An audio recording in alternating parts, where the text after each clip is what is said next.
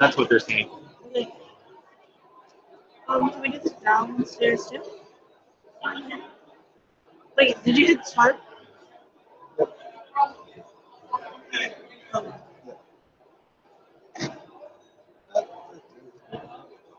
Here we go. Let's head downstairs.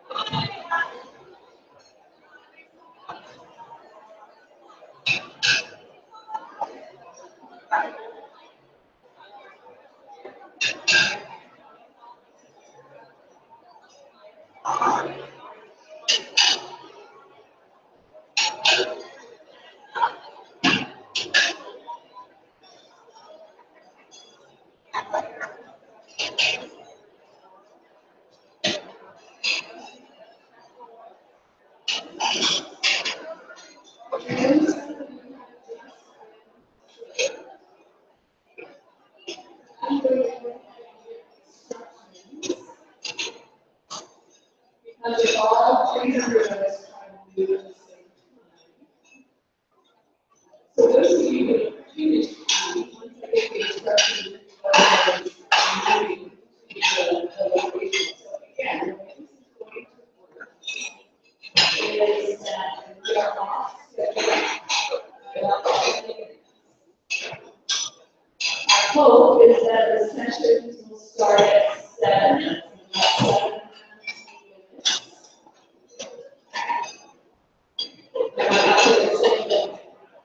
We'll do our best. So to explain again how this is going to work, in the first session, you want to hear Dan Fisher and L was the start. You go down these stairs to the right to LAPC. If in the first session you want to hear Franco or Bish, Oscar, and you would go right behind me. Okay, right behind here, not here. You would once that session is over, you'll have 10 minutes to do the second session. And in that second session, if you want to hear, Aaron Hall is going to do the downstairs to the right, LAPC. You want to hear Jennifer Parra, you would be right behind here. So some of you who are already down here, you want to take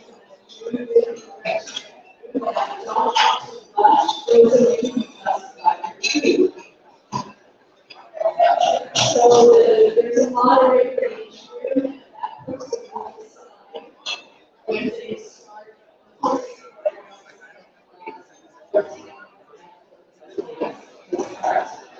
Thank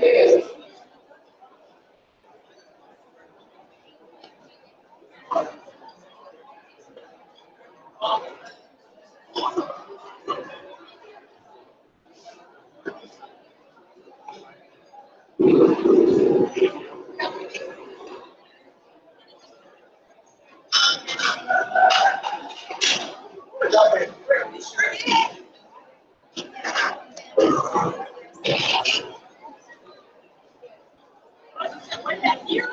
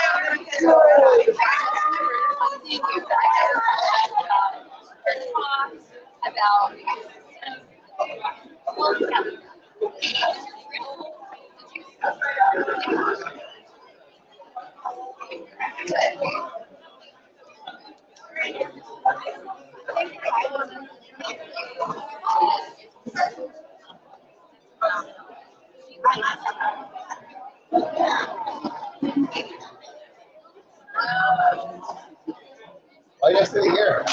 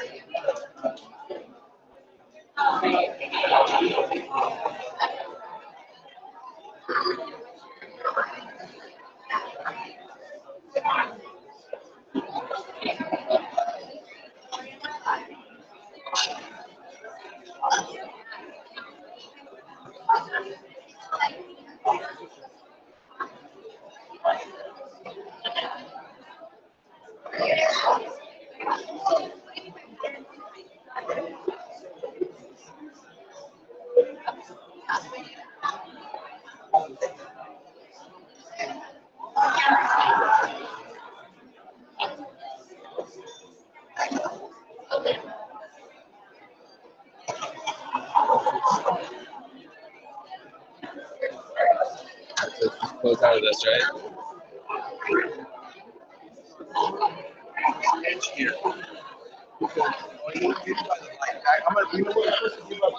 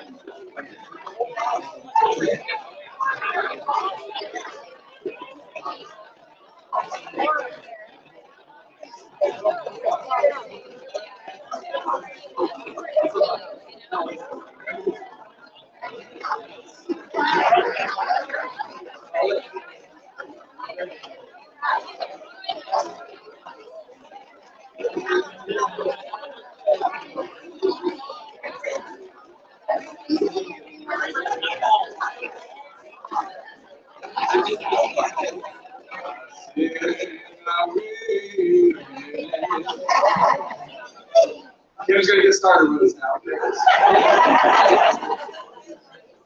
Good evening, everyone. I'm Young Kim, Associate Professor of Higher Education, and it is my great pleasure and honor to introduce Dr. Marla Franco.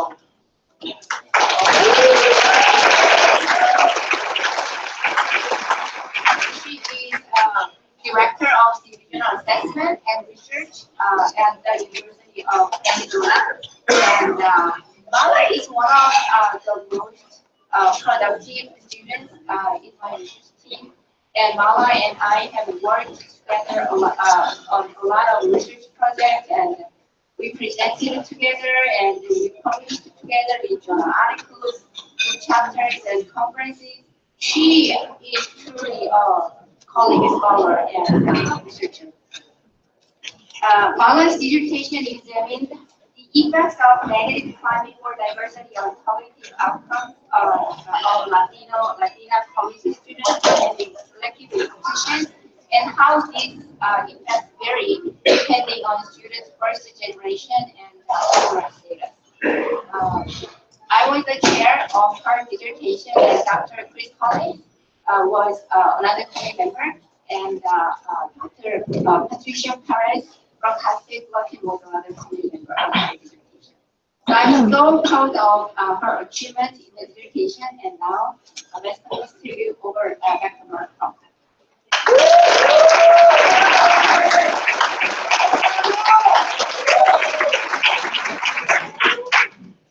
Good evening, everyone.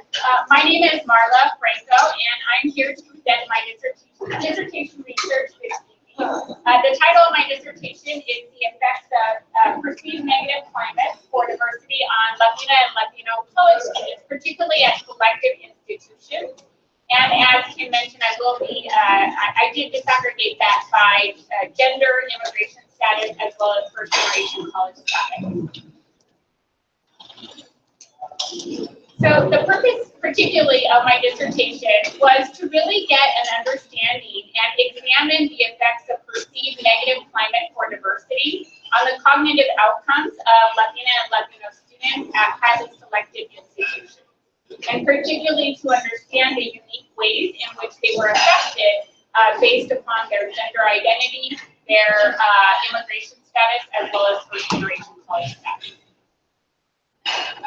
So I had 3 research questions which really guided my study and my efforts. The first research question really allowed for me to examine the levels of cognitive outcomes and how they differed based on students' gender, immigration status, and first-generation college student status. My second research question, which guided my efforts, allowed me to examine the patterns of negatively perceived climates for diversity and ways in which that differed among that student population. And lastly, my third research question allowed me to examine the effects of negatively perceived climates on the cognitive outcomes of Latino college students based upon those 3 identities that I just mentioned. Specifically, I had 2 dependent variables in which I examined as part of my cognitive outcome structure. One was grade point average of students, and the second one was cognitive skills development over time. I also had several independent variables as part of my study, which included pretest measures, student characteristics, academic discipline, negatively perceived patterns of title for diversity, and various college experiences. There are 3 particular conceptual frameworks that I used to guide my study, which included Aston's IEO framework, an anti-deficit framework, as well as a campus climate framework. So those 3 were really used to kind of enhance and work together in union for me to really kind of respond to some of the research needs that I found to be evident in the literature.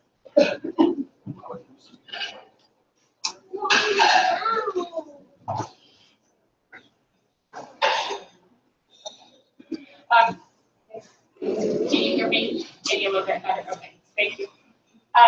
In particular, I was able to respond to a research gap that I found evident through quite a bit of scouring through the literature.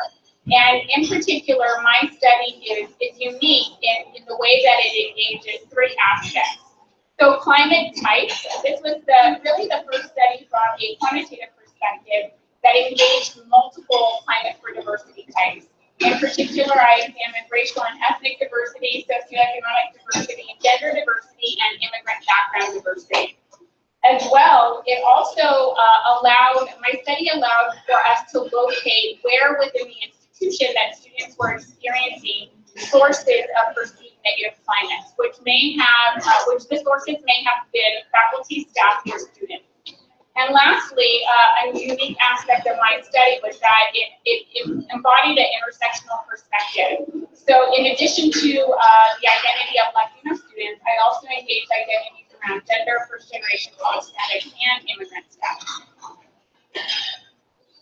In particular, I used a methodology in which I engaged a survey utilized at the University of California system, which was online, particularly focusing on Latino students.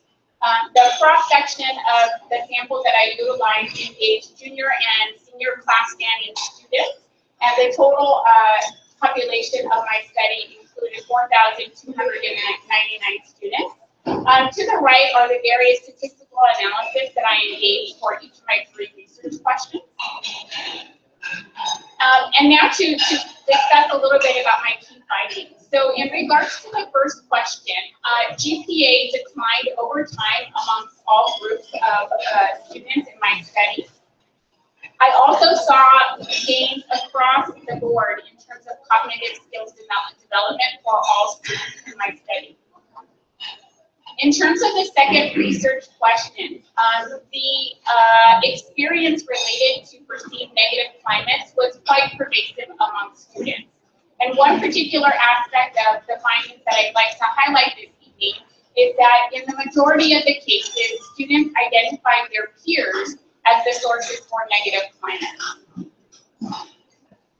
In regards to my third research question, In terms of cognitive skills development, there was no relationship to be found between the experience of negatively perceived climates of diversity on cognitive skills development, but that certainly was not the case for GPA. There were quite a few findings that did note a relationship, and one that was mixed. Some that had kind of positive relationships as well as negative relationships.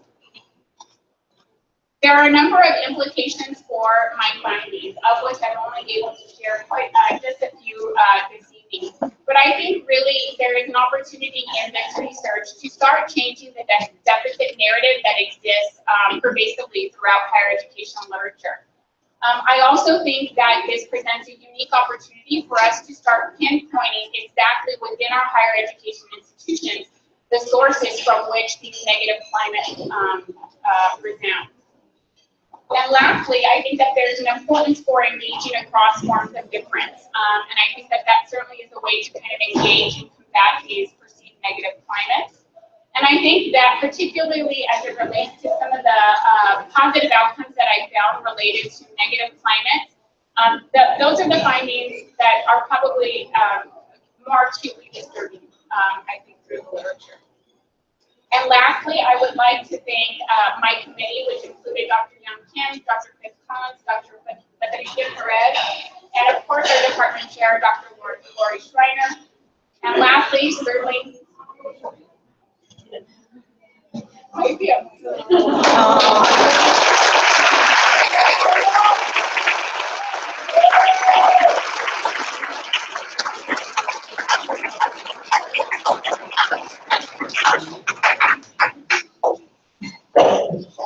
So now, Dr. Franco can take over your question. Yes. So the question I had is, since you said that the negative experience was peer-to-peer, is that within the same group as it related to the race, socioeconomic status, or the intersectionalities, or were there people in the outgroups that were creating the peer negative influence? Yeah. Yeah, there were some instances in particular. It really depended upon the type of negative diversity climate, as well as when I broke it down by gender, first-gen status, and immigration status. But you'll see kind of the highlighted parts of this table in which I found there to be instances where students were identifying their peers to be the sources of those negative climates. And so within aspects of those climates, we see segments of that population who experienced it at greater levels than others. And so certainly there are some very nuanced findings even within this table alone, which Kim and I are really starting to tackle and digest and really find ways to kind of present the work out to others. But certainly that was the case in terms of what we found. Yes. Could you go to your second to last slide, please? Sure. The one over here. Okay. Could you speak a little bit more about the second to last bullet, existing what kind of research you figure out about? Yeah, absolutely. And this is particularly one aspect of the research that I'm very excited to kind of push forward on and pursue. And so there were some instances where relationships were found where students experienced a negative climate around one aspect of that diversity. But the relationship that was found, in particular to grade point average, it was a positive of that. And so one thing that I draw upon to help kind of explain that particular phenomenon is a concept called resistance capital that comes out of Yoso's literature. And so that kind of speaks to, you know, under tumultuous circumstances and when you're kind of experiencing environments in which perhaps there are microaggressions, your perhaps innate ability or reaction to kind of engage is to kind of fight back and resist those oppressive structures by actually moving forward and attempting to prove people wrong as well. That's kind of a characteristic of that particular approach.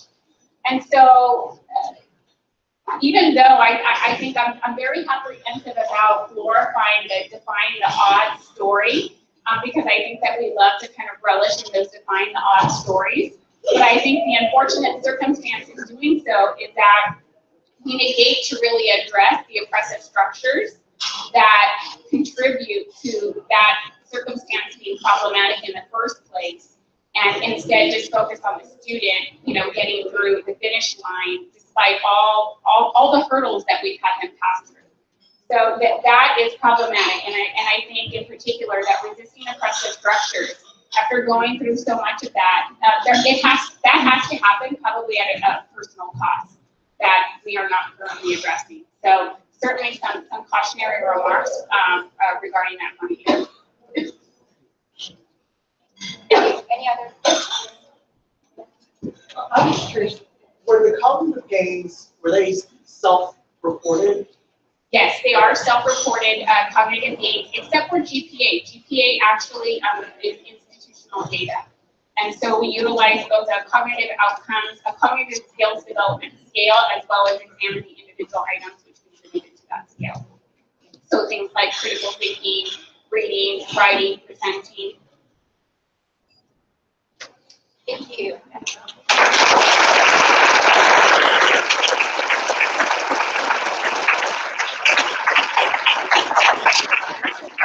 Thank you, Marla. Sorry about the microphone issues. Somebody's coming to work on the AP to hopefully make it a little bit better. But next up, we have Dr. Gregory T. Bish to come and present to us. His study is called Civic Values in Christian Colleges, a case study of student involvement effects. I was his chair, and his methodologist was Dr. Young Kim, who you just heard from. And his outside member from Grove City College is Dr. Jesse Ryan. Greg is currently working at Gordon College as a director in service learning. And I'm proud of Greg and his work because Greg has a commitment to community engagement, to service, to the ways in which we get knowledge and activity outside of the ivory tower in the university and into the community. So please welcome Dr. Greg Bish.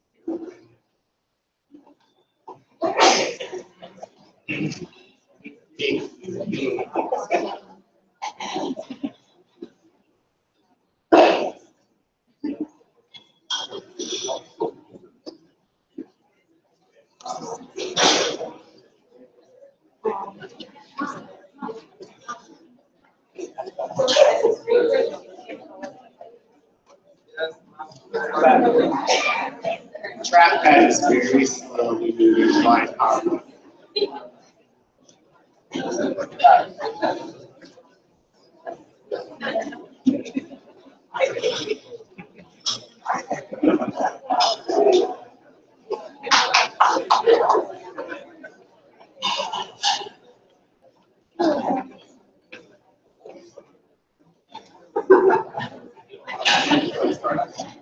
All right, while he's getting my slide, I'll start and we'll just jump right in.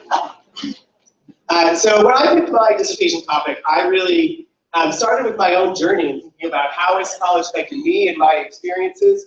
What are those things that really impacted me as I was going through my college experience? And it led me to think a little bit about what is the role of higher education today.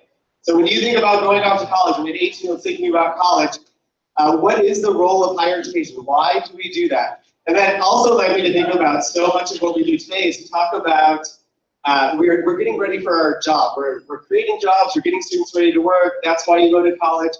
And it drove me back with a couple of my committee to go back and think about what are the historic roles of higher education. So why was higher education founded?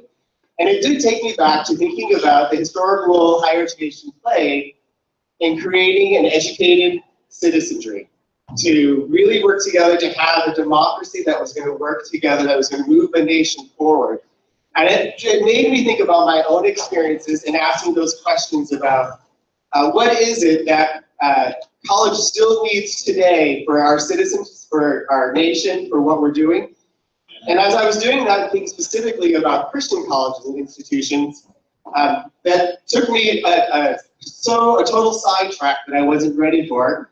And it ended up deep diving into a bit of theology to think about, well, how do different Christian traditions, how do different aspects of the Christian faith, whatever background you have, how does that influence how you think you should interact in society? So I ended up doing a study thinking about, well, if you come out of a Lutheran tradition, what does that mean for how you would interact with society today? If you come from a holiness or a Wesleyan or Nazarene tradition, what does the impact there? Or if you come out of Calvin? And so that led me to think a lot about what is the role of higher education in society, and then what is the role of Christian higher education in society today. And I used a classic text from Niebuhr and his Psychology to look at the 5 categories that are listed here of ways that we can think about. Now, they're not neat categories. It's not that you're in one or the other, but they're really, really helpful as you think about how does one's faith interact with, how does that influence how they interact with society. As I was doing that, I was trying to look into, well, how do I measure what this societal interactions look like? And I found there are hundreds of terms out there for how higher education talks about the role that people have in society, and I landed on civic values. It's a construct, and it's 8 different questions, and these are the questions that are asked on a survey, national survey, and how a student answers these influences, it demonstrates how they view that their role in society might be, how they would answer these, come together to make this one construct that we call civic values. I came up with 2 research questions. First, asking, do students develop civic values while they're at Christian colleges? And then what are the experiences that predict the development of these civic values? I was able to use data, aggregate data, so the whole group all together, 14,032 students from 25 different Christian college universities across the nation. And it's UCLA's Harry College Senior Survey data that I was able to use. And look at that whole group to see if students develop civically and if there are predictors. The good news is that this on this chart is these are each of the questions, and every question from their freshman year, which is the SIF, and the CSS is the senior, they all increased, they all changed, and they all went up at least a little bit. And the top line, the whole aggregate data did go up to 1.7 points. So Christian colleges, when students come in as first years to seniors, they do develop civic values over the years in a positive way. Each item also shows demonstrated positive growth throughout the years that they're in the institution. I was able to do a multiple hierarchical regression and a hierarchical multiple regression, and came up with 9 variables that are predictors of the development of civic values. So these 9 things, these 9 activities, these 9 ways that students are involved, all predicted someone developing their civic values. I categorized those into 3 areas, so religious activities, academic, and co-curricular. And I looked at those 3 categories to see what I saw in common to come up with some implications, some findings and implications. I'm going to highlight just one of those today. But it really was the idea that we're looking at civic values and finding that civic values are bolstered when people are talking with each other and talking about their faith. So as you think about, are you interested in helping others? Are you interested in being involved in your social community? The more you talk about your faith, the more you are actually living that out and doing it. If you're not talking about it, you're probably not doing it. I am thankful for the work of Dr. Ryan, my 3rd committee member, who did some work on fallibleist Christian spirituality. And what that is, briefly, it's holding closely your own personal faith, but holding it in draft mode and being open to learning from others. And so for me, that goes back to, it really is a great illustration of the idea of being in conversation with others and knowing what you believe at the core and knowing that fully, but also knowing that that is probably draft form and you have more to learn from other people.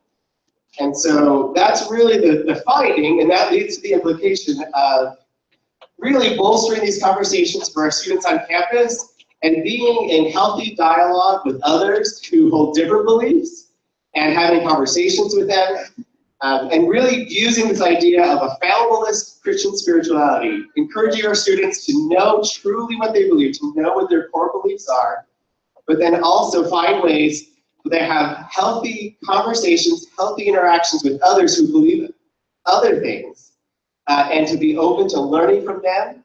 And they build off each other. The more you are open and the more you're learning about your own beliefs, the more conversations you have, you become more open, and then you also understand what you believe yourself. I want to thank my committee, Dr. Chris Collins, for his encouragement throughout these years. I was on his research team and able to go on an adventure and look at work that students were doing internationally and sort of think about that and how that works in their lives. I'm thankful to Dr. Kim and her work with the SPSS and the stats and the numbers and the worksheet there, and Dr. Ryan for his work with helping me understand and think about the scalabilist Christian spirituality. Thank you.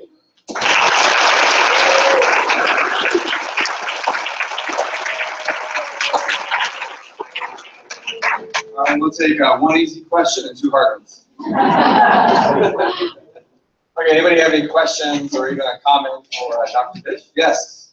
I just have an easy question. Okay. I'm curious about in your professional role working at the civic engagement office, how has this informed your work? And particularly, you found influence with curricular service learning. But what about co-curricular?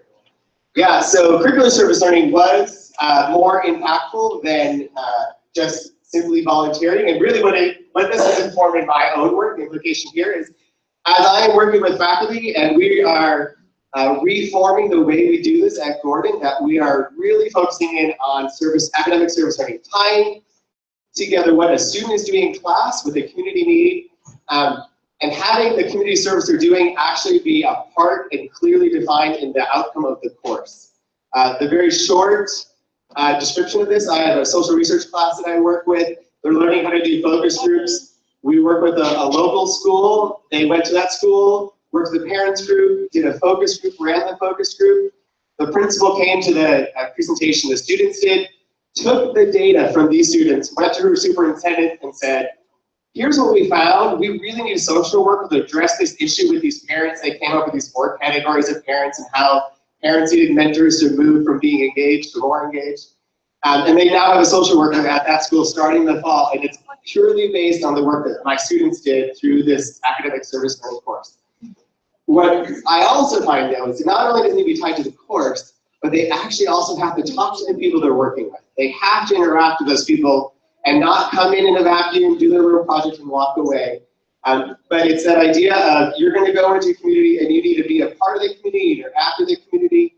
I was grateful this year we were able to get an AmeriCorps worker who worked exclusively in that community and was able to be a great bridge to help the students know the people, know where they're going, and really connect with the community that's there. So instead of doing just community service, which is great, and the college still supports that in a different way, my students are going in very purposefully having real interactions and real conversations, but then also tying together that, as the predictor here, tying that to a course outcome, so that it's really tied to what they're learning in class and they're applying it in a real life situation.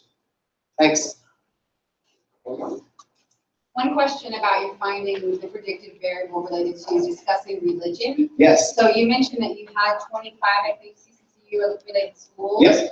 Were the students in this particular sample talking intra-religiously, meaning they shared Christian faith, or was it inter-religiously? Great question, easy question, I don't know. Okay. I just saw that you have like ethnic studies and diversity awareness, so I'm curious about the racial diversity or makeup of your set, your data set. Dig into that all. Yeah, so the data set reflected the CCCU in many ways. The gender breakdown was 60-40. The diversity of the sample, I think it was only 10% students of color. So it was a very small part of the sample size. Like I said, I received aggregate data from UCLA, so I don't know what school people went to. I know what schools were represented, but I couldn't identify what kinds of courses or what courses they were going. They reported whether they were involved in these activities or not, and at what level, if there was improvements. All right, one more round of applause.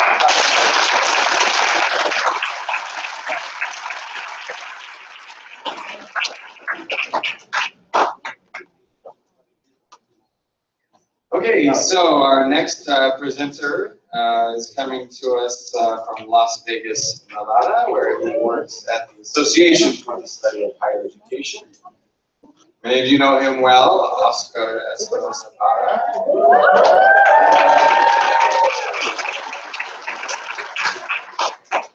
He recently had a graduation party of 150 people that went till 2 o'clock in the morning, but this 7 minutes might seem longer than the 2 o'clock in the morning. No, I'm just kidding. His quantitative study, a structural model of the intellectual development of Latina and Latino undergraduate students is phenomenal. And he designed a presentation to engage everyone. Please welcome Dr. Espinoza.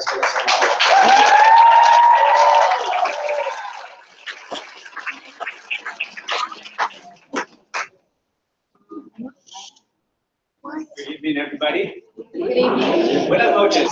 My name is Oscar Espinoza Parra, and it is really a pleasure to stand in front of friends, family, colleagues, students. This is really a manifestation of a dream come true, not only for myself, but for my family, for my ancestors, for immigrants, and for people that really have people.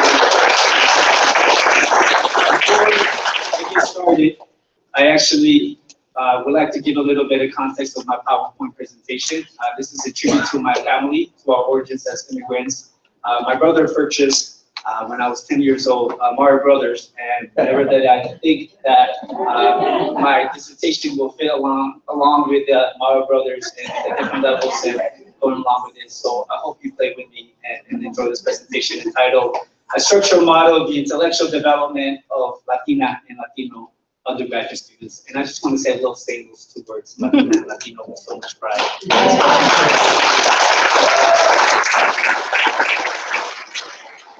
Our research question is, to what extent do academic engagement, community service, student-faculty interaction, and spirituality, and how these variables contribute to Latinos' cognitive development after their senior year? And so this is even after controlling for demographic characteristics, institutional control, and also their initial levels of intellectual abilities. We know very well right now that the currency of Latinos is not very valued by this current administration, and that has been a historical marker. And I'm here to present research that talks about the strengths, about what we can provide, and to really demonstrate that the fact that we are being successful in this country and this colleges, particularly at 4-year colleges and universities. So I looked at nationally a 4-year design to look at the impact that Latinos are having, not just in 4-year institutions, but also within this country and globally, and how that impacts this country. My data comes from UCLA. I specifically looked at the freshman survey. So I assessed students before they started college, and then I assessed the same students again 4 years later by utilizing the college senior survey. So I had a total of 1,210 individual cases that were part of my final analysis. My participants are any student that was full-time, obviously, yes, Mario Brothers. They have to be Hispanic, Latino, and they have to identify within those 3 different groups. So I had about 67% of female participants.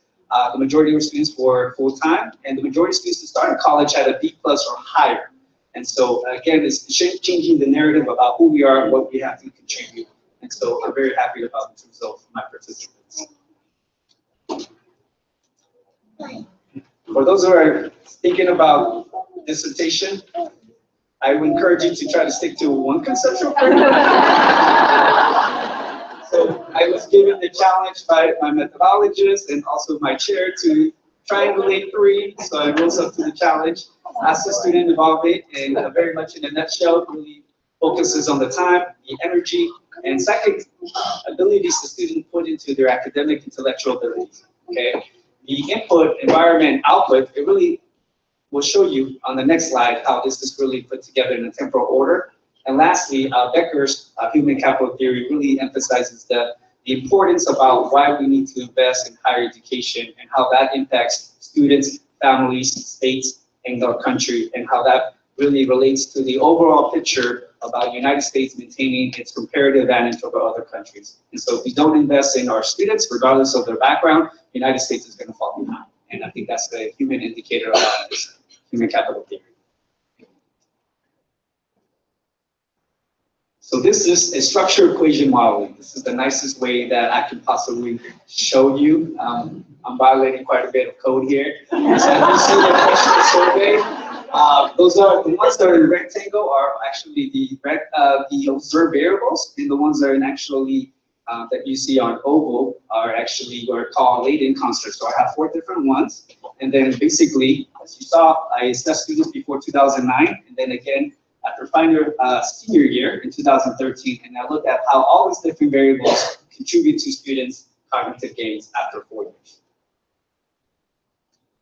So here's my walk away. I can explain through my model that 47% of the variance can be explained by my model, which means that I can pinpoint specific observed variables and latent variables that contribute specifically to the success of students and how they graduate from college with greater intellectual capabilities, whether that be critical thinking, problem solving, ability to analyze and obtain complex data, and be able to engage in our community and be civic and professional leaders in our society, not just professionally, but also that they have a moral and spiritual compass. And so I was looking at it from so many different angles. So my walk away is that I can actually provide you specific examples of how the college environment shapes student learning, and particularly with a Latino focus. Now I would like to thank my committee. I was blessed to have Dr. Collins. This is a man that I would love to clone. He's a fabulous individual that really let me run with my research ideas and really listen to what I wanted it to do. So thank you so much, Dr. Collins. You know how much I love you. Dr. Kim, we've been together since our sophomore years, and the places that we've gone and just been extraordinary. And I stand here today talking to my family about quantitative research, and I'm very proud of the product that's come out of all these years, and I look forward to continue working with you. Dr. Science is not here today, but he is my guiding portada, faculty member that challenged me, and only Latinos will understand what capirotada is. It's just an ingredient of all sorts of food, and not necessarily is good, but it feels really good. Thank you, Dr. Science. I would like to thank my familia, and particularly to my mom and to my dad for everything that they have invested. And you know, we right now are living in a place that Latinos and immigrants have really been put in a negative light. And I just want to say I'm very proud to be coming from immigrant parents who sacrificed and paved the way for us. And so thank you, Mama. Thank you, Papa.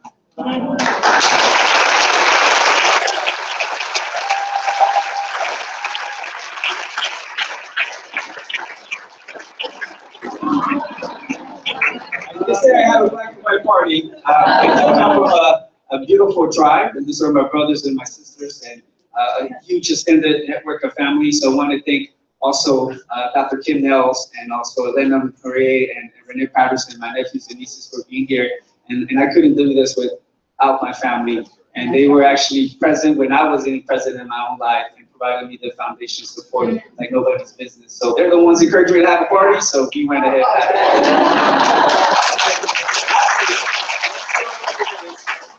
I want to thank the heart. He's right there, Guillermo. I became a parent along with my sister in terms of raising my nephew, and that's been the greatest joy. And seeing him graduate from high school and is about to go to college, and so I just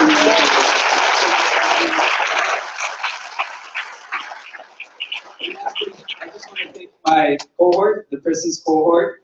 Thank you so much for taking me on, and everybody who has supported me, guided me, and listened to me, and just kick some ass.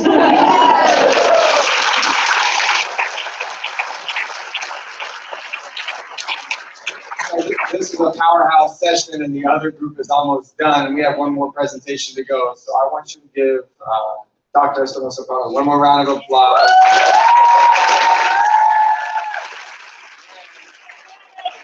If you want more of his research. He had 3 conference presentations accepted at our national conference.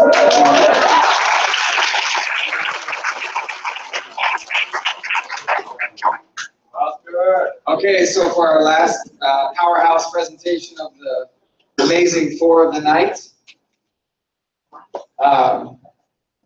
is a really good one.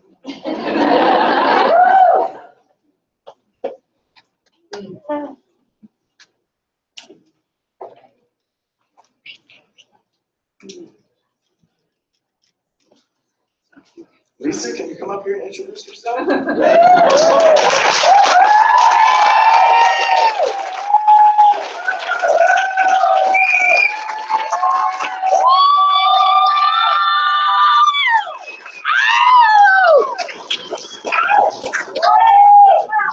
Okay, this is Dr. Lisa de Cruz-Caldera. Her dissertation is Systems Not Built for Me, a case study exploring undocumented college student experiences influenced by environmental factors in the Trump era. I chaired this dissertation humbly with the help of Dr. Young Kim and Dr. Nolan Cabrera from the University of Arizona. I'm not going to say any more because this time is yours. Thank you so much for your work, and please give her a round of applause to one.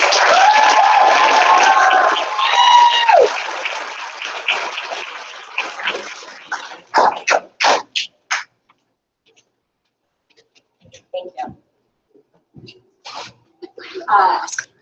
I'm just trying to like take all of this in for a second here. My mind's a little shaky. It's a blessing to be in the presence of such good company, and to my peers who went before me. I'm honored to be in this session with you all, especially. We've shared lots of great memories along the way in this program, so it is just an honor. I'm looking at you, Marla, I mean, just everyone. This is really wonderful, so thank you. For the duration of our time together, I will talk and think with you about some of the most important elements to my study, with a special focus on my research design, my findings, and lastly, a discussion on future research and implications for practice. I designed a qualitative, bear with me. The purpose of this study was to offer a critical examination of the ways in which elements within a college environment, such as processes, people, context, and time, might influence undocumented college students' lived experiences. I designed a qualitative case study in which data was collected over a period of 9 months, which also happened to take place during the transition of power from President Obama to our current 45th US President, Donald Trump. The case study site was a public 4-year university located in the western region of the United States. To ensure anonymity, the site was assigned the pseudonym Light University. Light University was a Hispanic and Asian American, Native American, Pacific Islander serving institution. For the purpose of this study, I identified a gatekeeper at Light University who distributed information regarding my study to members of the community. Using the referral method, potential participants expressed their interest to me, which resulted in a total of 14, including faculty, staff, and students. Throughout the process, I collected and analyzed multiple forms of data and found common themes along the way. Throughout this study, my guiding research questions emerged as I concluded my literature review and asked, how does a college environment shape the college experience of undocumented students? And what college environmental components have the greatest potential or impact as an advocate or a barrier for undocumented students? What we have here is a theoretical framework which guided my research questions, my data collection, and data analysis.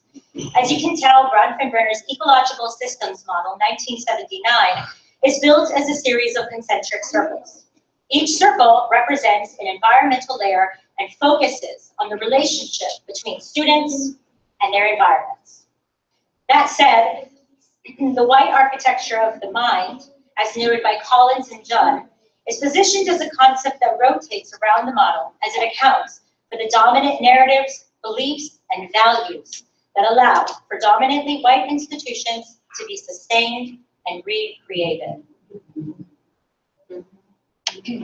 The themes that emerged from my data analysis permeated through all layers of participants' environments, from a macro level down to a micro level, and included Trump's effect on the college-going experience, good immigrant, and undocumented student survival and leadership.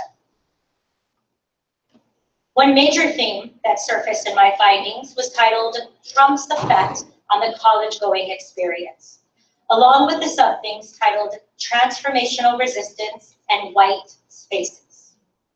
What I found within this theme was that a large portion of the political rhetoric having focused on immigration during this time, undocumented students in my study discussed how they were impacted by their identity being widely debated and with a rhetoric that included racial slurs and dehumanizing language. Transformational resistance served as one sub-theme that surfaced throughout the data analysis, which expressed a shift in the campus climate given the current events related to the 2016 presidential election. The concept of white spaces continued to be referred to within Light University and were those in which the dominant narratives were most present. One participant shared, white spaces are more privileged spaces, like the gym, the business school, study abroad programs, and student leadership government groups. They're all spaces where undocumented students find it difficult to exist as a whole person, because these are not spaces where they can openly identify as being undocumented, but end up putting effort forth to pass as any other student. One implication of this study relates to the creation of specialized support and resources for undocumented students with the potential to increase leadership opportunities for this population. Future research may focus on campus climate assessments that further reveal how undocumented college students may not only be influenced by their environment, but how they might influence the environment that they inhabit. This brings me to the end of my slide deck, and here you will find my references. For those who are interested, I would be happy to make those available.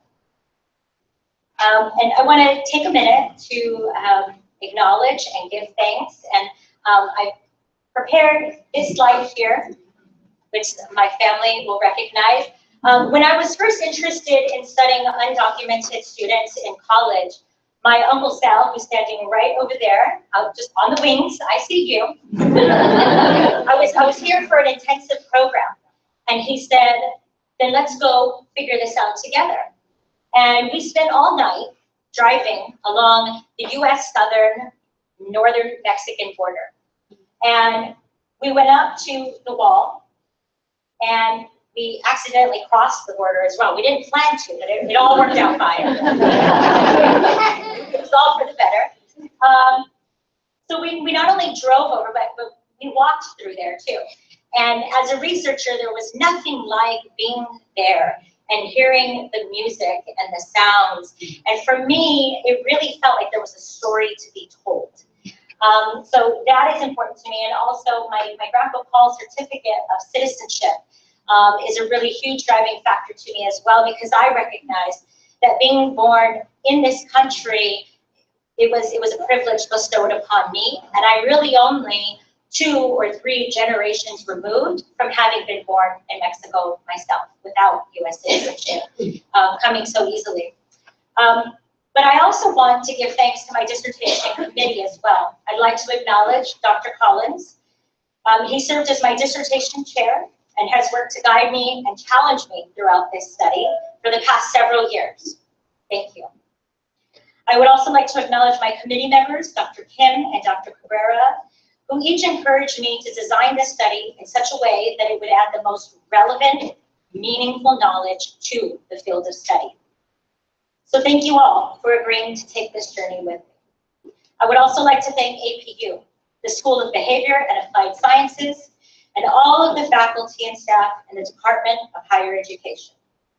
I would also like to formally thank everyone in the room with me this evening.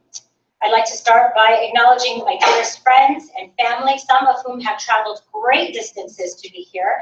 And I can't name everyone by name, but please know that you are with me and I love you.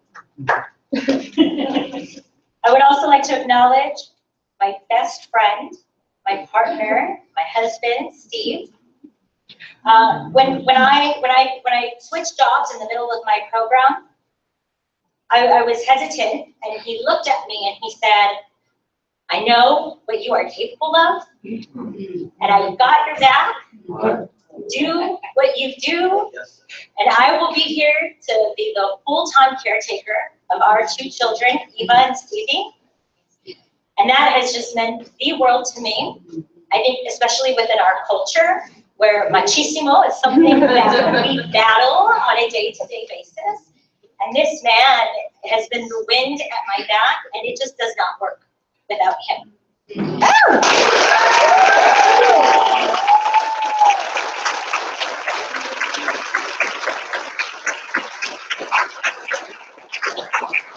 My son and daughter have really helped to keep it real also. I was really nervous about my defense on May 24th. And Eva said to me, "Well, Mom, what's the worst thing that could happen?" And I said, "Well, I could get a question really wrong and like not sound really intellectual." And she said, "Really? Because I think the worst thing that could happen is like you fart in front of me."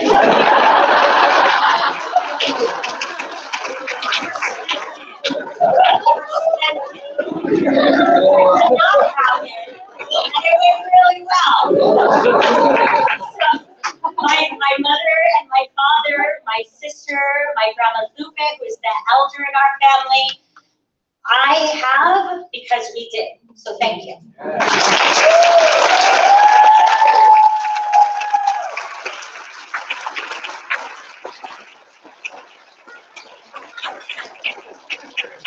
Lisa is a lead resident dean at Stanford University. Yeah.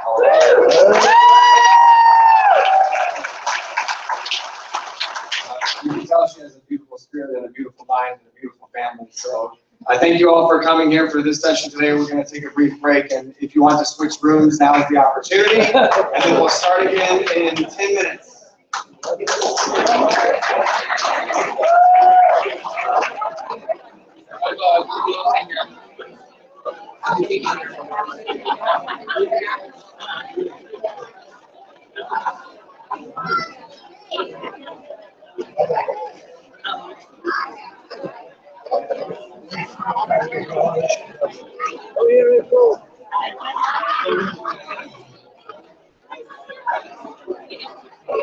Hi, you're in there. You're on there.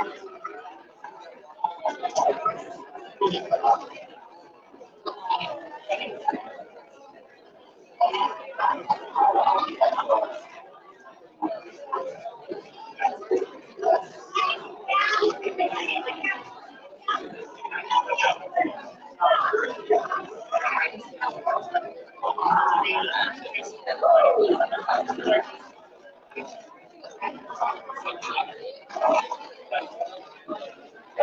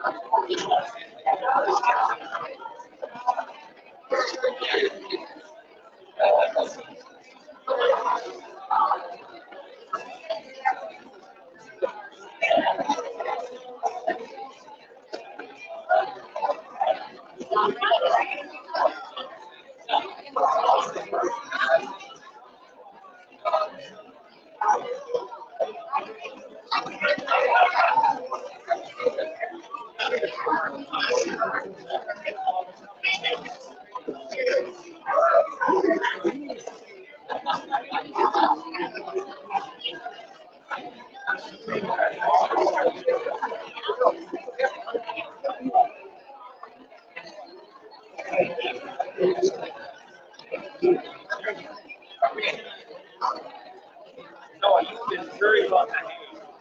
I'm going to treat you big time. Yes, I love you. Oh my God.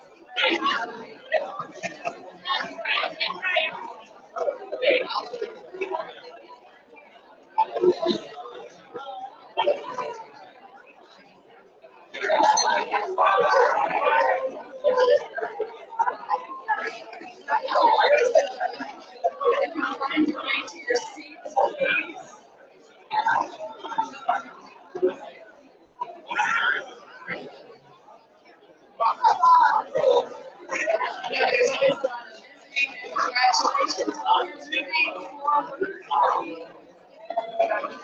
The next set of presentations, I also know it's very hot in here, and I'm sorry about that. Quiet. There's less hot air for you.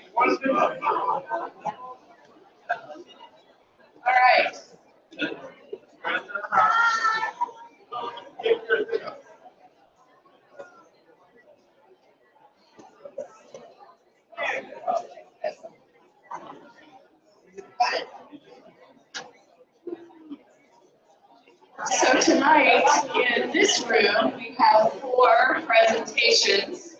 I'm gonna just keep talking. And we'll just move through this, and I'm gonna, but not infringe on Jennifer. So I'll do the talking until things slow down.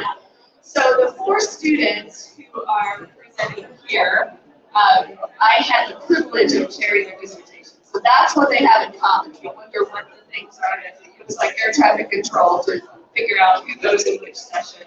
And it's by who served on their committee. And these were 4 that I had the privilege of chairing, and they were each delightful in different ways and in ways that really enriched my journey. And when you're up here with this microphone, you're going to have to really project. They've got it cranked as far as they can. And we're learning lessons for next year. I'm taking lots of notes. So our first presenter tonight is Jennifer Tharp. And she is Dr. Jennifer Tharp, right? Director of Student Success at the King's College in New York City. And she began the program in 2012. And I was privileged to also have working with me on her committee, Dave Edens, who's a graduate of our program, Dr. David Edens, and Dr. Bish, who's also a graduate of our program and now teaches for us on occasion. I'm trying to do that. So I'm going to turn things over, Jennifer, to you, and after she is done, we will entertain some questions.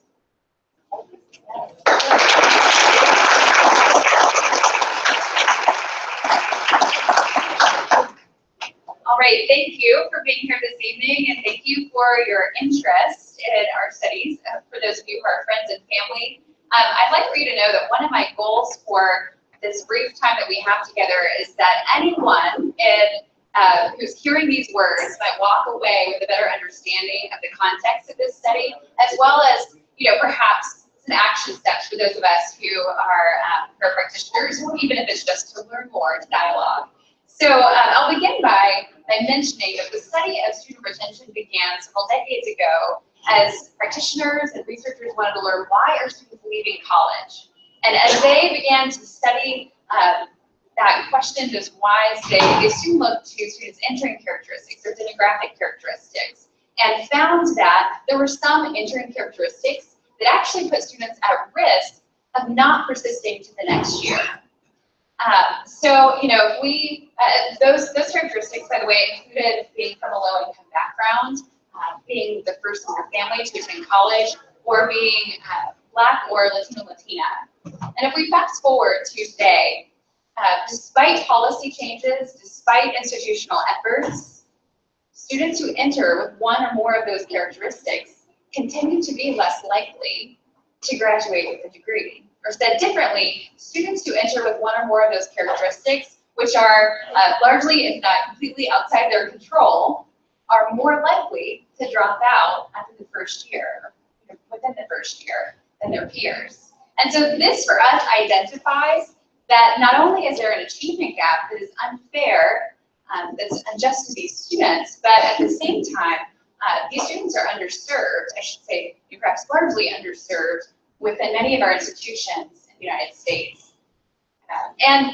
Furthermore, there will be more opportunities to support students from low-income backgrounds, students who are the first in their family, or who are Black or Latino, because within the next decade, students with those entering characteristics are expected to be to make up the majority of the students who graduate from college and go directly into graduate from high school, and go directly into college.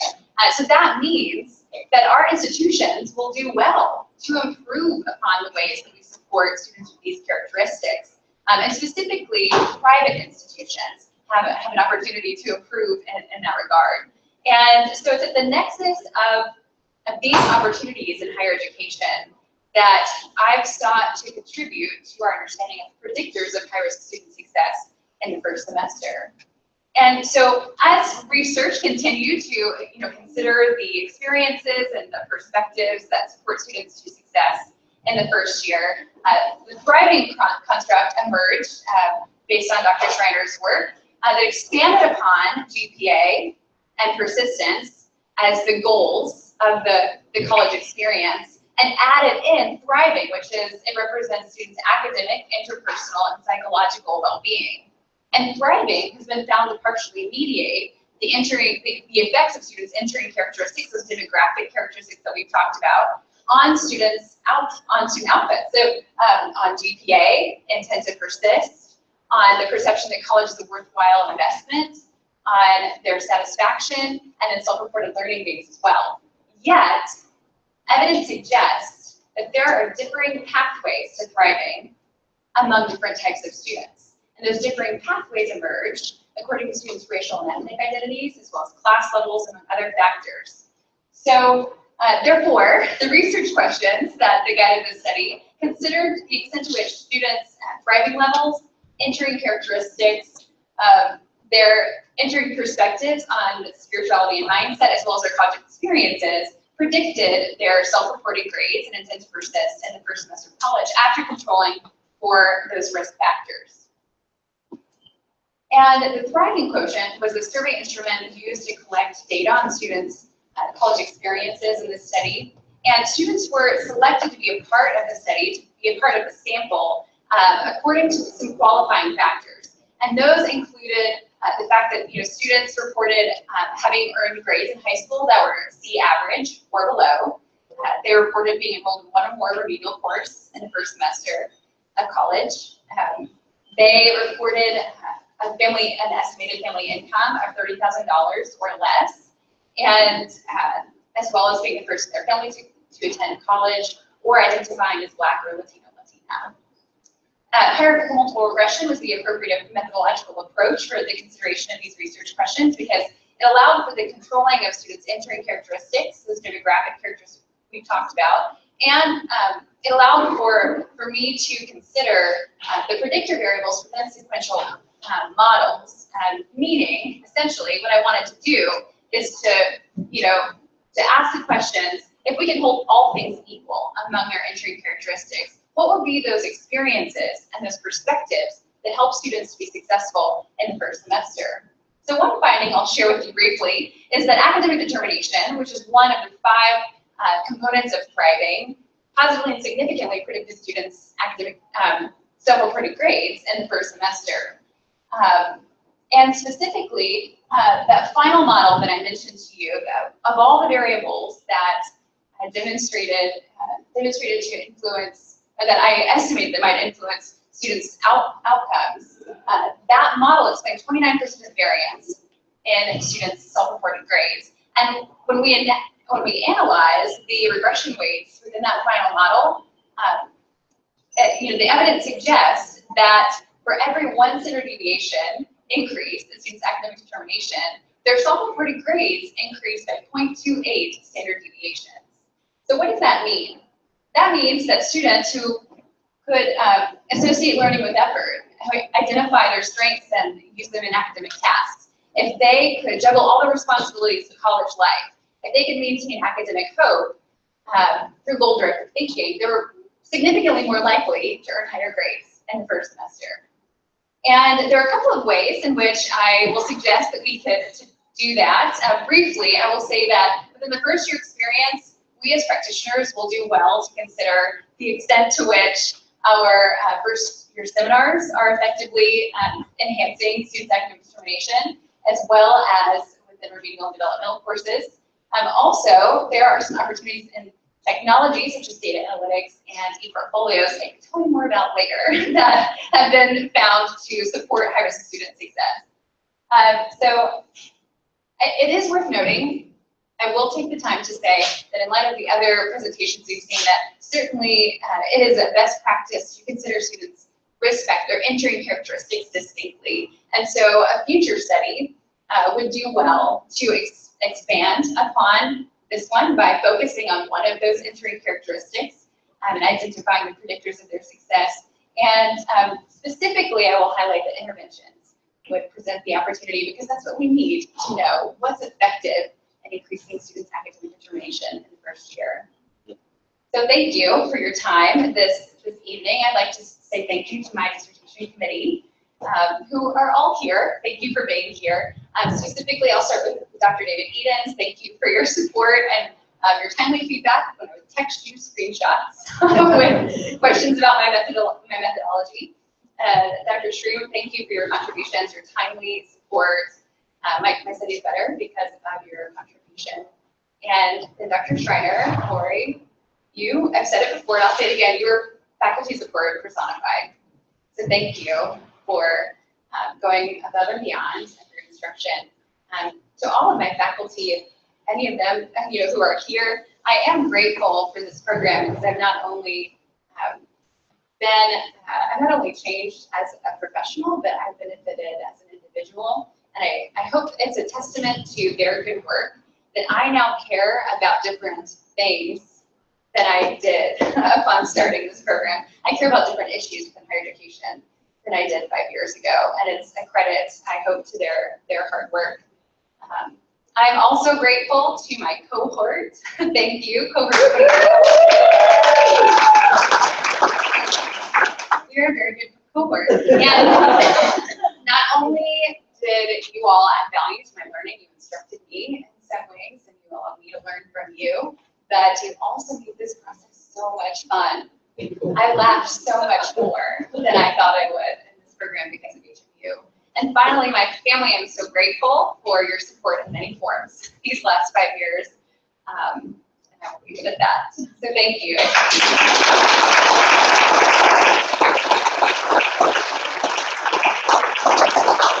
What questions do you have for Jennifer?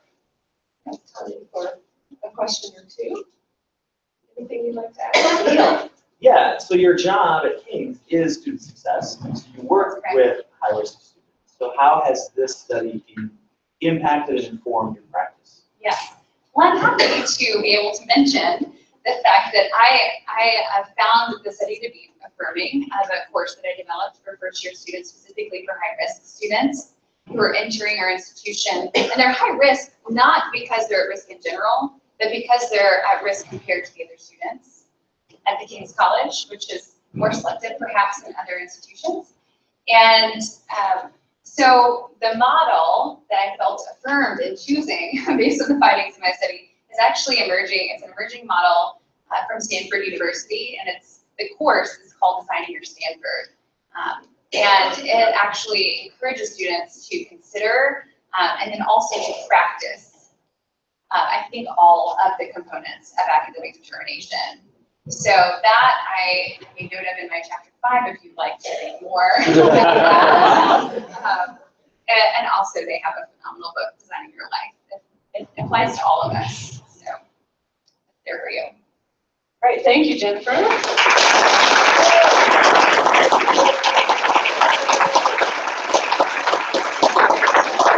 Our next person is Heather D, who began the program, again, part of the 2012 cohort. Yeah, you can read that. And she is professor of anatomy and physiology at Long Beach City College and members of her committee, Tabitha Jones-Jolivet, who is here with us, and Lynn Shaw from the Chancellor's Office of the Community College System of the State of California. It's great to have.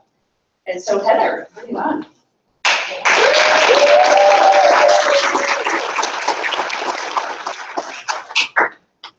My shoes really hurt, so Can you hear me? Okay.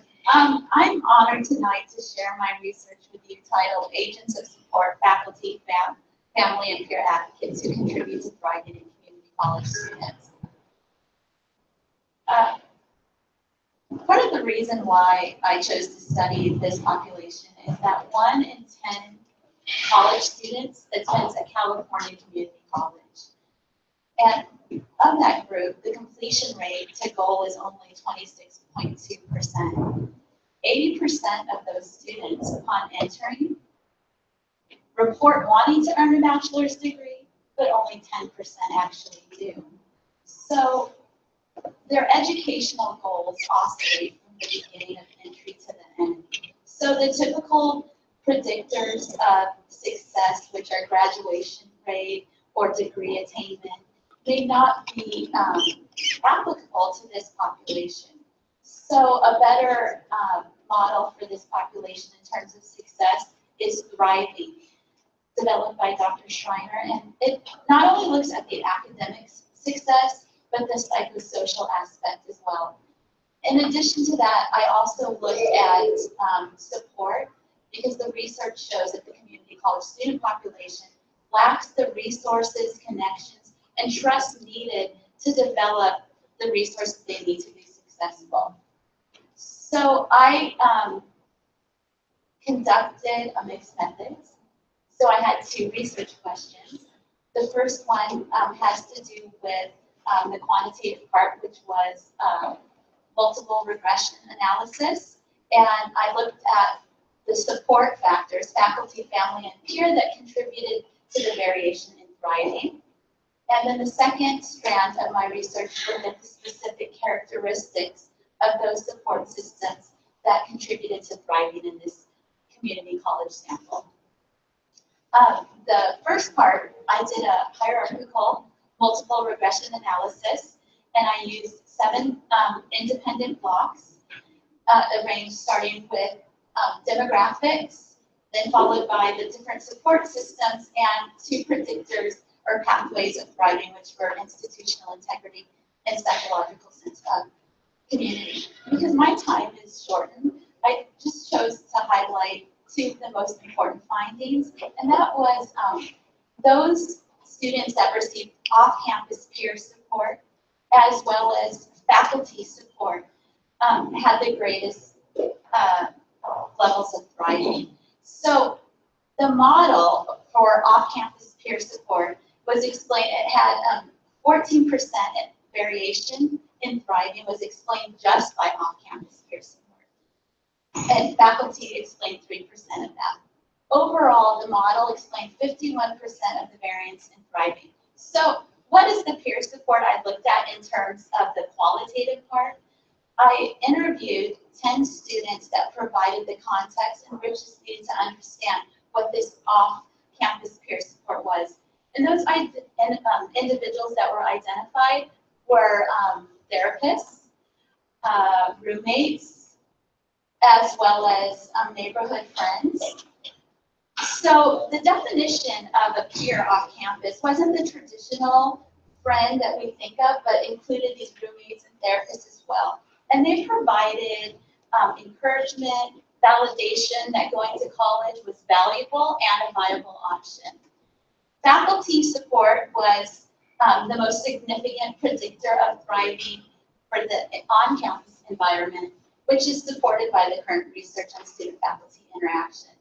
And faculty support had 2 layers to it. One was the academic faculty inside of the classroom where most community college students spend their time. And those faculty provided encouragement and information. And that information was in the form of academic advice, career advice, navigating the college experience, as well as broadening a student's perspective on life in general. And then in addition to that, faculty at the community college include counselors. So counselors as well were a significant part that were mentioned by several of the interviewees. And they stated that these counselors provided help in the decision-making process, that they were able to define their educational goals. And we know that these goals help in actually goal completion. So based on these support systems that were found to be significant in this study, there's I'm going to highlight 2 or 3 implications for practitioners. So community college leaders can benefit or help to benefit this community college student population by offering activities on campus that not only include peers off campus as well as family. So although family was not significant in the final model, it was significant when it was the only type of support that the students received. So if the student doesn't receive support from instructors or peers, they may get it from their families. So creating environments that allows these family members to understand what the student is going through is one implication for study. And another one, I'll just wrap up the last two because I have one. In terms of professional development, it's important for faculty to know their role in supporting our students. Why is it important? And what they can do to help our students as well. So, I want to thank my committee members. I already told Dr. Schreiner this, but I was scared of her. But not in a bad way, only because I respect her completely and think that she's probably one of the most intelligent women I know. So it's great to have that example. She was super affirming. Every time I would write to her, she's like, I know you can do this. This is a terminal program. It's meant to be hard. So I always so she's very encouraging. She exemplifies all the findings in my research. She's encouraging and supportive. And Dr. Jones Jolibet, I spelled her name wrong too the first time, is actually, she pushed me out of my comfort zone and made me look at things that I otherwise wouldn't look at, and I really appreciate that. You made my study so much richer because of your contribution. So thank you. And Dr. Lynchhaw is not here, but Lori told me choose a third member who is either encouraging or expertise at your topic, or both. And I was so lucky I got both. So I had a really great committee, and I thank you all. And I've had a really great, like Jennifer mentioned, experience here at APU. I've grown. I am completely different than I was 5 years ago because of that. The faculty here are caring and gracious and want nothing other than everyone to succeed. And then lastly, my friends and my family, I've made some long-lasting friends who, I'm really bad at texting, but I text them all the time. So thank you for the cohort model. I have friends because of the cohort model. And my family has been, so my poor husband has had to do much more than one person needs to do, but now like I can reinsert myself back into my life. And my mom and my girlfriends that are here, thank you so much. I wouldn't be able to have done any of this without all of you. I'm almost crying.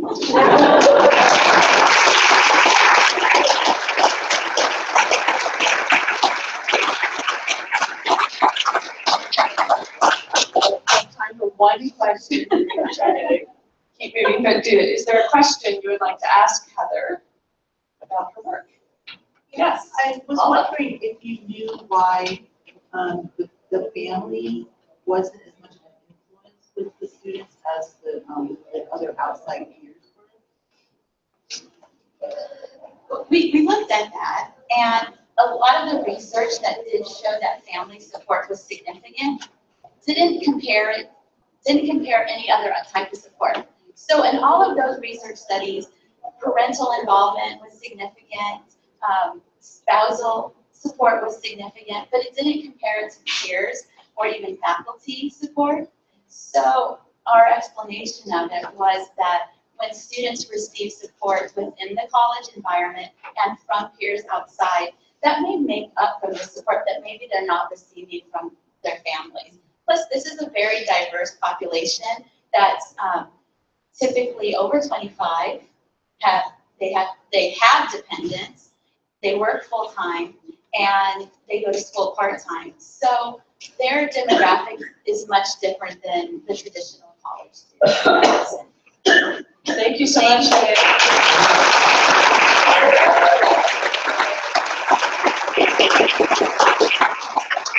Our next presentation is from Brandon Griggs, Dr. Brandon Griggs, who began as part of the, I'm supposed to say it this way, proud Baker's Dozen. That's right. Yes. So he's Dean of Student Affairs at Texas A&M University in Central Texas, and we're delighted to have you share your study. Good evening. Good evening. Well, close enough. Okay, so I'm very excited to share with you all my research. As my colleagues over here in the fifth row can attest, I've had the same topic for the last 4 years. It's something that I'm deeply curious about, so I hope you all get a couple of nuggets from it. My dissertation and my research is over the psychological sense of community and its impact on organizational change. So I think there's some really strong connections here. And whenever you look at the landscape of higher education, there's a lot of problems facing higher education. And in the midst of all the change that needs to take place, unfortunately, there's a lack of higher education models to facilitate that change. Most of the change models are grounded for the business or the corporate sector, so applying them to higher education isn't always as applicable. And unfortunately, with that, when you look at higher education, there's a lot of pressure to change, both from internal and external constituencies, for increased accountability with diminished resources and funding. There's a lot of pressure to change. And whenever you look at the rate of success of change, it's absolutely horrible. About 50 to 70% of planned changes fail to institutionalize. 50 to 70%. Isn't that just outrageous? And just think about all the organizational resources that are wrapped up in that. And so, my little 1-year-old keeps on saying data.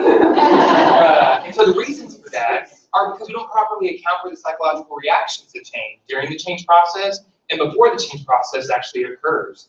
And what happens whenever we don't account for those psychological reactions to change, you have low organizational loyalty, commitment, and low employee engagement, which has an effect on overall organizational outcomes, which are typically negative because of that low engagement and organizational loyalty. So the research question that really guided this survey was to the extent that psychological sense of community contributed to the beliefs of faculty and staff about the change process and their commitment to change after controlling for demographic variables. So this was the conceptual model that I used to really guide the study, and there's 3 distinct phases. Mobilization, which most often always gets overlooked within the change management process, implementation, and then institutionalization.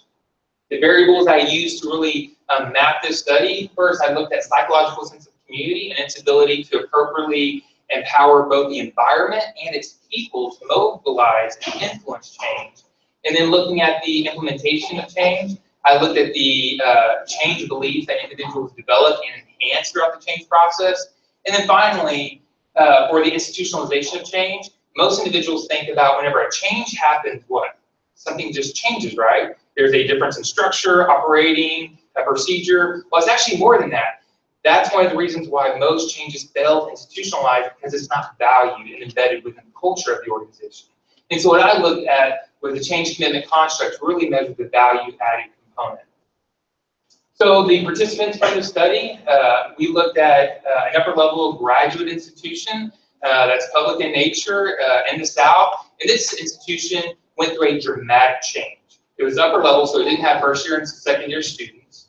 And this institution changed within the period of 6 to 12 months and expanded downward to accept first year and sophomore level students, which is significant.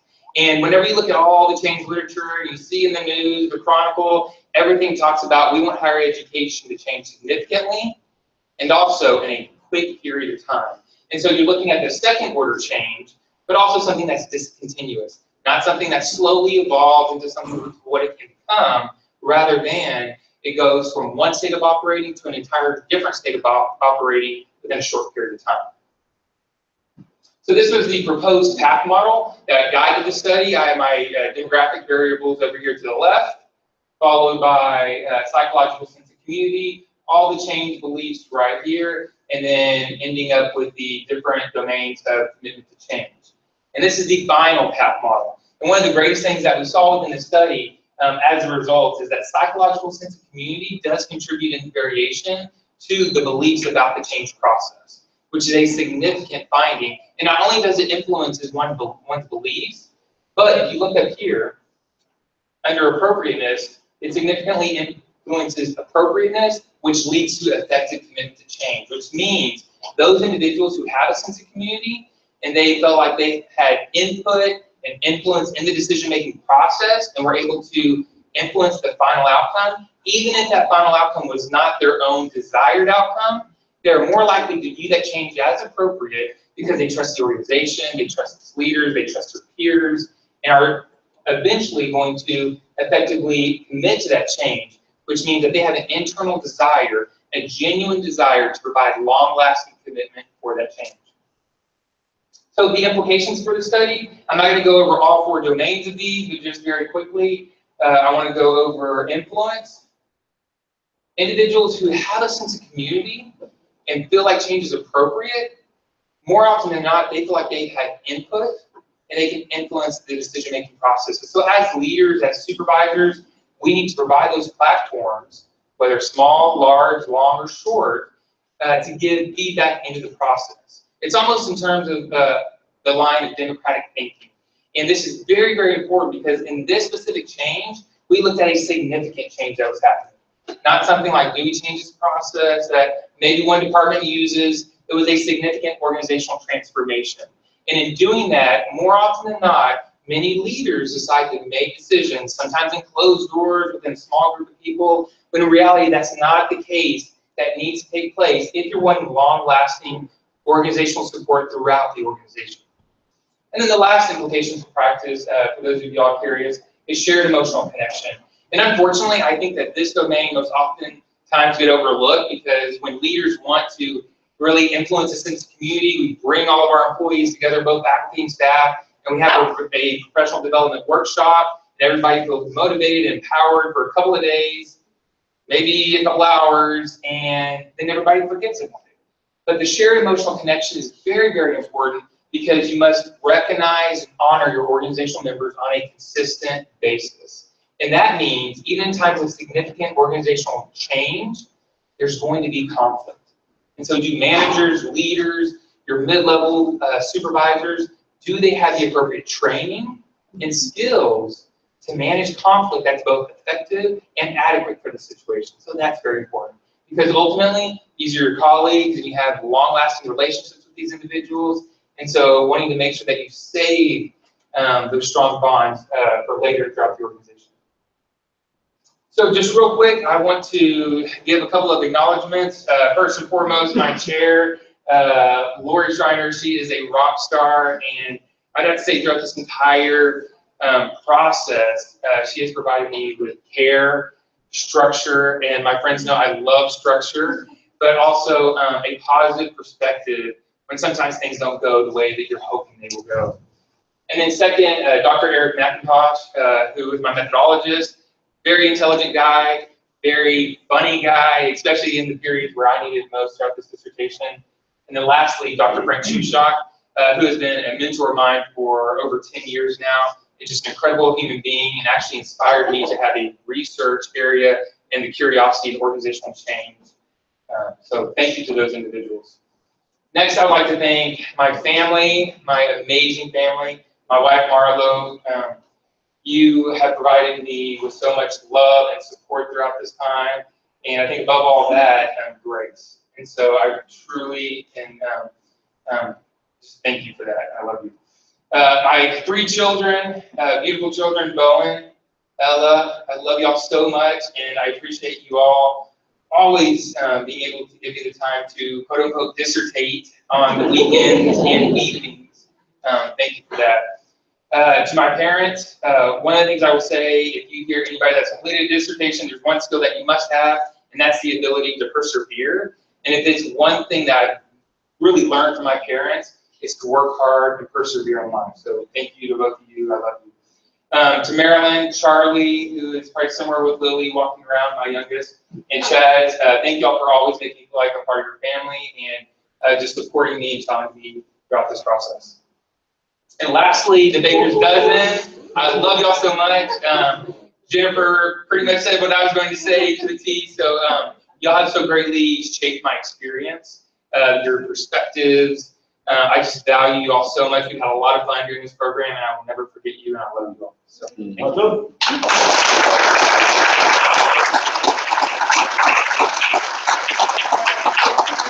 Question. A burning question. Yeah.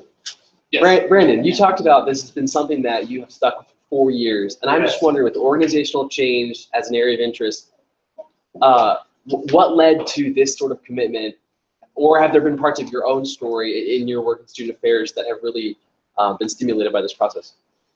In terms of curiosity, or that's really initially being stimulated, I would have to say Frank Shushock. When I was in my master's program and I took an organizational change course, one that Rishi now teaches, I just fell in love with the material. And the way it was taught was just extremely engaging. So I think that's one component. The other component is I work at a brand new institution. Well, I say it's brand new, it's about 8 years old now. And even at a brand new institution, there's a lot of change. People struggle with change. And I think specifically within student affairs, we've been able to change a lot. I think it leads back to some points.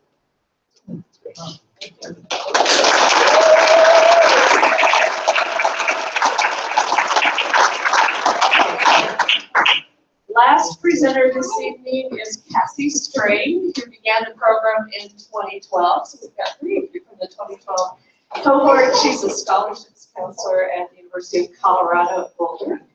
And in addition to being chairing the committee, again, David Edens was her methodologist and Jonathan Jolivet rounded out the committee. So Cassie.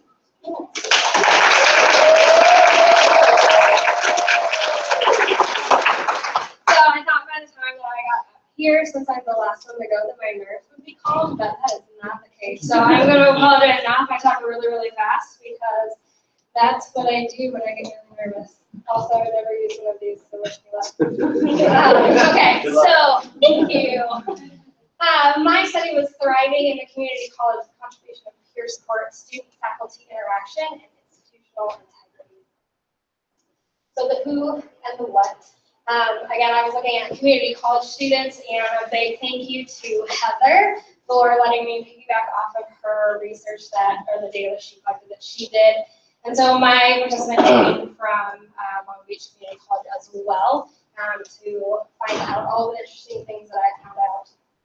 I used a hierarchical multiple regression, and so what I wanted to find out was the extent to which peer support contributed to the variation in thriving for these community college students when I controlled for their entering characteristics, what they brought in when they came onto the campus to start school, how many hours they worked off campus, student-faculty interactions that they had, and institutional integrity. And so put all of those into blocks to figure out which one was going to be the most significant, which initially, because of my research question, I thought it was going to be peer support. Peer support was also broken up into peer satisfaction, and so how satisfied students were with the interactions they had with their peers, and then emotional and tangible support, both on and off the campus. So what their peers on campus were able to do for them in tangible ways. So tutoring and study sessions after classes, and then emotionally how they were able to support them, and then their friends off campus, giving them rides, helping them out if they needed additional financial assistance or what have you for that tangible, and then the emotional and how they were able to support them and be encouraging of them to stay in school. And then, of course, the why. So since I started my journey in higher education over 10 years ago now, my passion has been community college students, which is funny because I currently work at a 4-year, one of the biggest schools in Colorado, but my passion is still community college students. And so from all of the research and all of the reading that I've done, it's pretty evident that there's an inappropriate definition and measuring of what student success looks like at a community college. The reason for that being is that what typically happens is we take our traditional 4-year models for what student success looks like, and we apply it to community college students, and really that just doesn't work. The reason for that being that community college students are different. They have very unique characteristics. They have non-traditional student roles. They have obligations outside of what they're doing in school, and their educational goals are different than what it looks like at a traditional community college. So that is why I decided to do the study that I did. The good stuff, what I found. So what I found was, surprisingly, that the contribution of student-faculty interaction had the biggest significance in the thriving for these community college students. Except for, of course, social connectedness. But what I found was that it was the satisfaction that they had with their interactions with their faculty in class, the quality of those interactions, and how the faculty engaged them and were working with them and speaking with them and working with the dialogues that were happening inside of the class to make that happen. A possible explanation for this finding and why it's so meaningful for these community college students could be that the academic and social integration for community college students happens inside of the classroom. The reason for that is because the most time spent on a community college campus for students is inside of the classroom. When they're done with their studies, they leave. They go to work, they go home to help out with their families, and all of the other things that they do. So they don't spend a lot of time socializing outside of the classroom. So that integration happens inside of the classroom. This is also coincides with a lot of the research that is being done on student-faculty interaction, thriving for students, and also for just community college student success, and looking at what makes it so that these students feel like they matter, that they have a sense of belonging on the campus, and that they really just belong at the community college that they decided to go to. So the future. My one thing that I would tell community college administration, professional, faculty, staff, whoever I am talking to, would be to concentrate on faculty development and their pedagogies inside of the classroom. A couple of reasons for this is to establish stronger pathways to thriving, the engagement that they have with their students inside of the classroom to make sure that the students are engaged with their peers, with the faculty themselves, and with everything that's going on inside of the classroom, and that they have a sense of belonging. A sense of belonging is huge for community college students, that they feel like they're a part of that community and that they matter, and that what, the reason that they're there is important.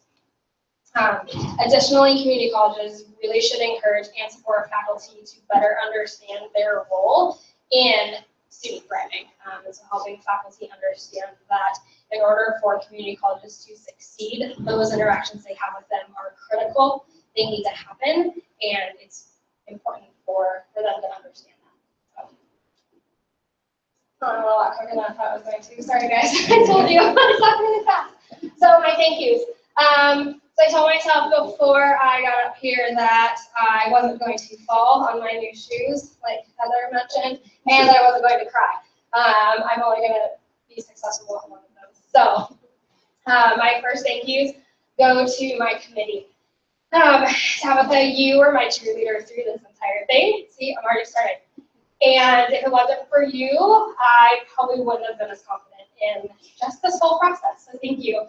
Dave, with all of our conversations about my stats and all of the numbers and all of the things with SPSS, you helped me to remember that I knew more than I thought that I did. So thank you for all of that. And Lori, you have made me a better researcher, a better writer, and really a better professional for higher education. So I thank you for that very much. My friends and my family, so to my mom and dad who are here tonight, yay, thank you. To my beautiful daughter, Sydney, as much as I did this for myself, I did this for you, so thank you. Yeah, to all of my friends, to my best friends who supported me no matter what, even if they didn't fully understand what I was doing and what I was researching and what I was saying to them when I was telling them what I was doing.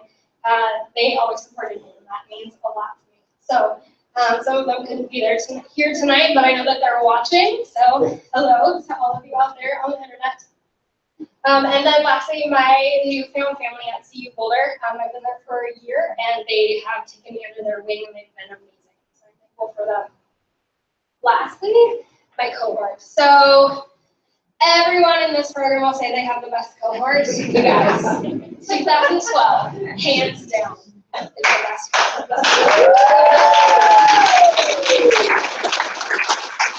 Not only do we have a saying, but we made a t-shirt. We also got an award for injuring one of our own. I'm pretty sure no one else will ever get that. We did donut man runs. We kept ourselves entertained in classes. We just generally supported each other through this entire program, and it's been absolutely amazing. My biggest thank you goes to Shara, who is not here tonight, but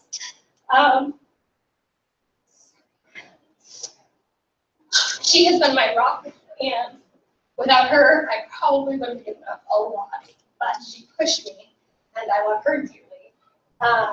And that meme will only be funny to our cohort. Hilarious. I don't know how you guys get it. So, thank you.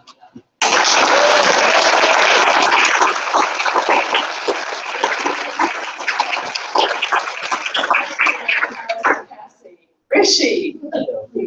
So your measurements of student-faculty interaction, were they in the classroom or outside the classroom or both? Good question. Now you're gonna make me think. So I was looking at both informal and informal interactions. And so formal that was happening inside of the classroom with the dialogue and everything that was happening, and then informal if they were running into their professors on campus and having more than just that, hi, how are you, and then running away, or if they were having meaningful conversations, and then if they were taking the time to go see them and going out of their way to do that as well. So I looked at both. All right, thank you.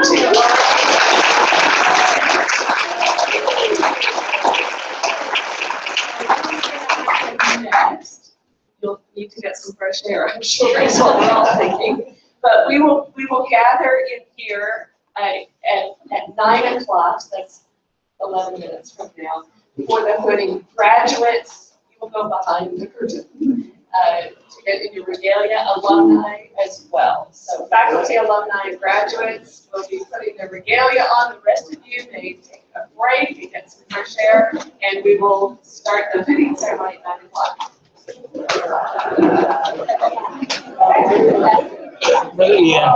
Brother Andrew. I was going to sit with you, but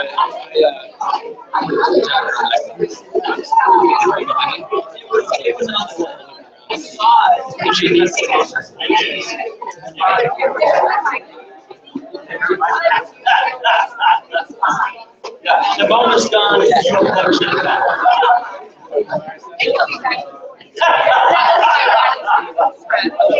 That's the only way you